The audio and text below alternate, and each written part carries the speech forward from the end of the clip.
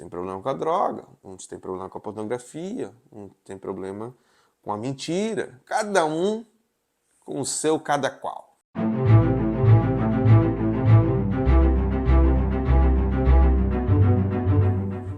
Olá a todos, eu sou Rafael do canal Filosofia de Jesus e hoje a gente vai ler uma palavra aqui do livro de Marcos. Lembrando que o intuito do canal é falar o que Jesus fez, então por vezes a gente vai pegar o que ele falou para os discípulos, lembrando que tudo aquilo que ele falou naquele tempo, ele vai valer até a hora do prêmio, até a hora que o espaço-tempo terminar. É atemporal. Então, o que ele falou naquele momento valeu em tempo posterior, vale hoje e vai valer daqui a um tempo. Tá? O livro que a gente vai ler é de Marcos, como eu já falei, capítulo 8, versículo 33.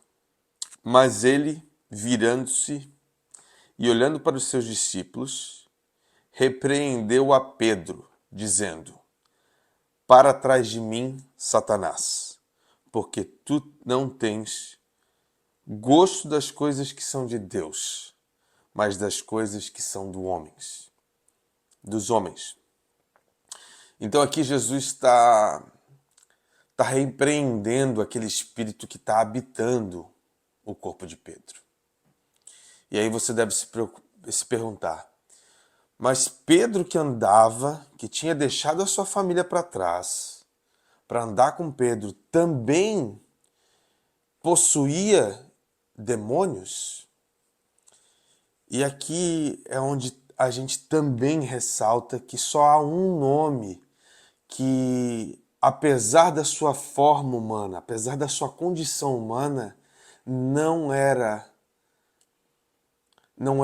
tinha disponibilidade, não havia nenhum diabo de nenhuma natureza.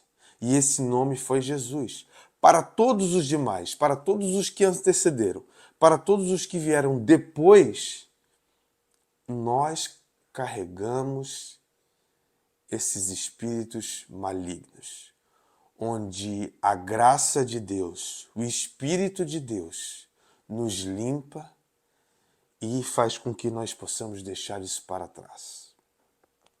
E Pedro não é diferente, onde Jesus fala diretamente para ele: Para trás de mim, Satanás, porque tu não tens gosto das coisas que são de Deus, mas das coisas que são do homem.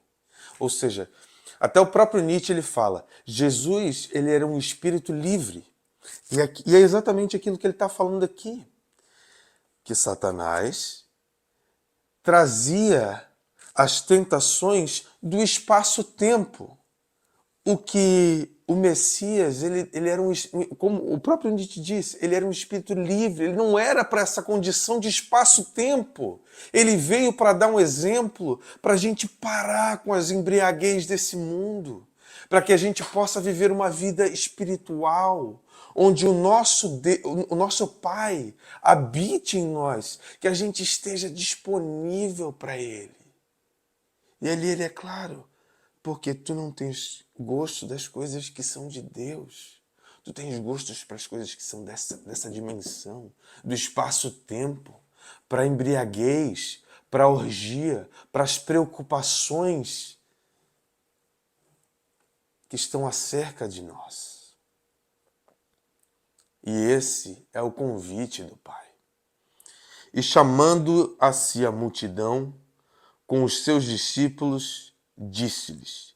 E aqui a multidão somos nós, tá? Quando a gente lê multidão, a gente tem que entender essa palavra como se fosse ele falando pra gente mesmo.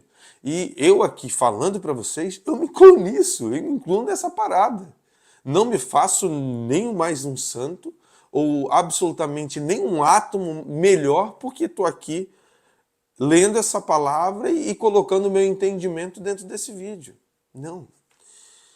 Com os teus discípulos, então eu recebo essa palavra para mim, disse-lhes: se alguém quiser vir após mim, negue-se a si mesmo, tome a sua cruz e siga-me, e siga-me. Então aqui ele faz um convite. No momento anterior ele repreende Pedro. E ele faz o mesmo convite depois. Que se vocês quiserem ter uma vida após mim, então nele, para ter acesso ao Pai, ele mesmo falou algumas vezes, para ter acesso ao Pai, vocês não terão que ter acesso a mim, vocês vão ter que falar comigo para ter acesso ao Pai. Então, se para que vocês quisessem ter uma vida espiritual, uma vida fora dessa embriaguez do espaço-tempo, vocês vão ter que negar a si mesmo. Então, tudo aquilo que a gente se transformou, porque a gente é semelhança dele. Quando somos crianças, a gente não tem esses paradigmas, esses dogmas, essas coisas que a gente vai pegando do espaço-tempo, que não tem semelhança com ele, e vai se transformando nessas coisas. Né? Cada um de nós tem algumas características do espaço-tempo. Uns têm problema com a droga, uns têm problema com a pornografia, uns têm problema com a mentira. Cada um com o seu cada qual. E aí ele fala para todo mundo, que ele sabe que todo mundo vai ter a sua condição humana. E é com esse intuito que ele se faz humano, para que o exemplo seja feito por ele. Negue-se a si mesmo. Então, esse é o convite. Vamos deixar para trás. Né? E aí, no versículo anterior, o que é o deixar para trás? É as coisas que não são de Deus, mas as coisas que são do homem, as coisas que são dessa dimensão do espaço-tempo. Neguem-as. Tome a sua cruz, tome a sua responsabilidade e siga-me. Então é um singelo convite para que não importa se você teve uma infância ruim, não importa se você foi abandonado, ou qualquer mal que tenha lhe acontecido durante toda a vida. O convite do Pai é: deixa essas coisas para trás. Deixa essas coisas para trás. Se renovem em mim e sigam-me. E aí ele tem todo o evangelho de uma vida de exemplos que a gente vai tratar aqui, que é o siga-me. O siga-me é: peguem o meu exemplo. Ele mesmo fala: eu não vim para ser servido, eu vim para servir. E ainda que eu tenha feito um convite de prorrogar a sua vida, ele não aceita. Ele sabe que a hora do prêmio é chegada. E antes da chegada do prêmio, ele lava os pés dos seus discípulos. Esse é o siga-me com Jesus. É o servir o outro. É o perdoar. Deixe para trás as coisas desse mundo. É o perdoar. Deixa tudo para trás. Quantas vezes devemos perdoar? 7 vezes 7.